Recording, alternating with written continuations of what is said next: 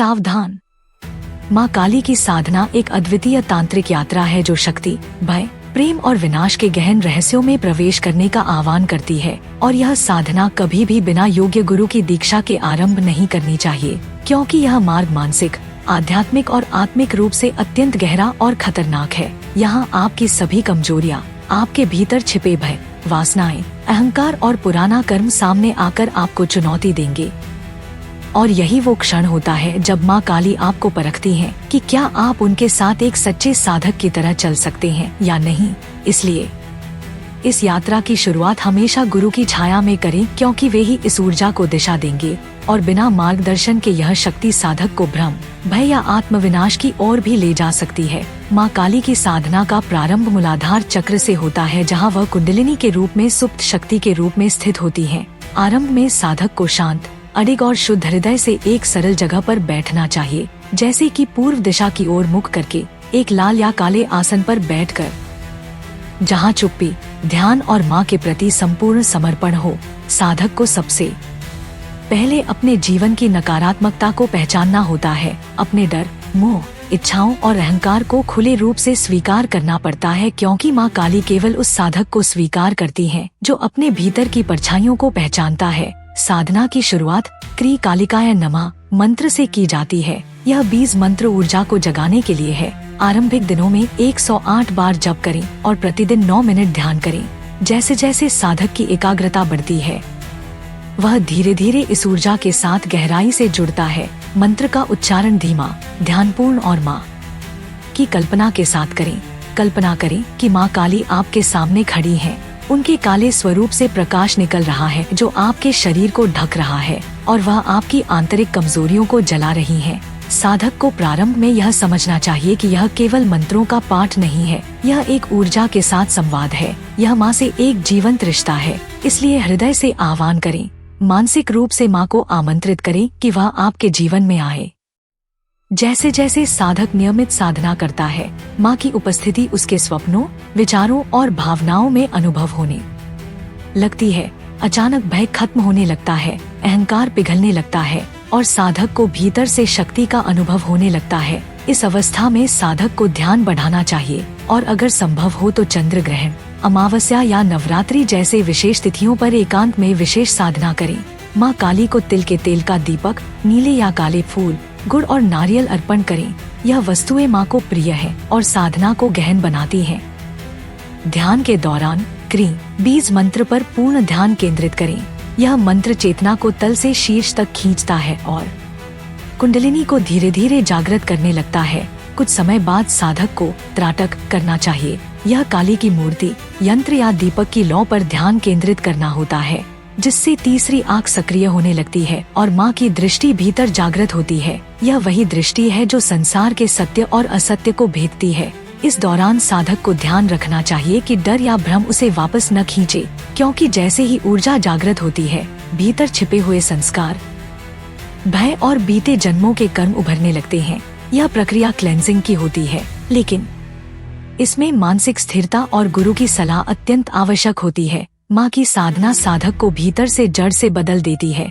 यह साधना किसी देवता को प्रसन्न करने की प्रक्रिया नहीं, बल्कि आत्मा को भीतर से जागृत करने का यज्ञ है, जहाँ माँ काली स्वयं सामने आती हैं, आपका हाथ पकड़ती हैं और कहती हैं, चलो अब तुम्हें मृत्यु से परे की यात्रा पर लेकर चलती हूँ। और जब साधक लगातार विनम्रता से और पूरी श्रद्धा के साथ माँ काली की साधना करता है, तब वह धीरे धीरे उस द्वार के समीप पहुँचता है जिसे केवल कुछ ही लोग देख पाते हैं। यह द्वार मृत्यु के पार है। यह द्वार आत्मा की वास्तविक मुक्ति का है, जहाँ पर कोई पहचान, कोई भय, कोई भ्रम शेष नहीं रहता। वहाँ केवल माँ होती है और साधक की चेतना जो पूर्ण रूप से उनके साथ विलीन हो जाती है। इस यात्रा के अंतिम चरण में साधक को अपने भीतर माँ के रूप को प्रत्यक्ष अनुभव होता है। यह अनुभव कोई कल्पना नहीं होती, बल्कि एक जीवंत, ऊर्जा संपन्न अनुभूति होती है, जहाँ साधक अपनी ही चेतना में देवी को साकार होते देखता है। उसका शरीर कंपन करने लगता है, हृदय में अग्नि की लहर दौड़ती है और तीसरी आंख के भीतर से एक रहस्यमयी प्रकाश फूटता है जो सभी जन्मों के अंधकार को जला डालता है। यह वह स्थिति होती है जिसे तांत्रिक ग्रंथों में चित्त शुद्धि, देवी दर्शन या कुंडलिनी पूर्ण जागरण कहा गया है। यहाँ साधक अब कोई साधारण मानव नहीं रहता। वह अब शरीर से जुड़ा नहीं होता, न वह अपने मन के नियंत्रण में होता है। वह अब मात्र माँ की ऊर्जा का वाहक बन चुका होता है। वह अब हर कर्म को देवी की इच्छा समझकर करता है। उसकी दृष्टि में अब न कोई दोष है, न भेद, न वासना, न विकार, केवल भक्ति है, सेवा है और दिव्यता है। इस अवस्था में उसे अपने भीतर से ऐसे रहस्य प्रकट होने लगते हैं जिनके लिए वर्षों की तपस्या चाहिए होती है, जैसे माँ की प्रत्यक्ष उपस्थिति के समय दी जाने वाली मौन शिक्षा, बीज मंत्रों की नई ध्वनियाँ जो केवल जागृत साधकों को सुनाई देती हैं, और आत्मा के उन पहलुओं का दर्शन जिनका कोई शब्दों में वर्णन नहीं किया जा सकता। इस अवस्था में साधक केवल अपनी मुक्ति के लिए नहीं, संसार की चेतना को जागृत करने का माध्यम बनता है। वह एक जीवित यंत्र बन जाता है, माँ काली का यंत्र, जो उनके आदेश से संसार में कार्य करता है। माँ की ऊर्जा जब पूर्ण रूप से किसी साधक में प्रवाहित होती है तो वह साधक दूसरों के कर्मों को भी भस्म कर सकता है। वह अपने स्पर्श मात्र से दूसरों की चेतना को बदल सकता है। यही कारण है कि ऐसे साधकों को आम जनों से दूर एकांत में रहना पड़ता है, क्योंकि उनका ऊर्जा क्षेत्र इतना प्रबल होता है कि वह सामान्य व्यक्तियों के विचारों, भावनाओं और मन स्थिति को तुरंत प्रभावित कर देता है। माँ काली की साधना का यह अंतिम चरण अत्यंत कठिन लेकिन सबसे शक्तिशाली होता है। यहाँ साधक को कभी कभी माँ द्वारा परखे जाने के लिए गहन मानसिक, आध्यात्मिक और भावनात्मक संकटों से भी गुजरना पड़ता है, जैसे शरीर का कंपन, नींद में ऊर्जा का विस्फोट, स्वप्न में देवी के निर्देश और कभी कभी पूर्ण अंधकार में फंस जाने की अनुभूति।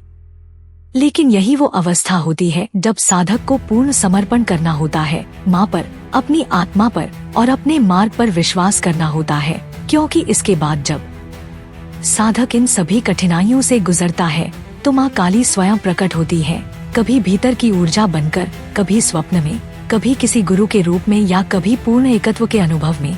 और तब साधक को अनुभव होता है कि माँ ही उसका अस्तित्व है।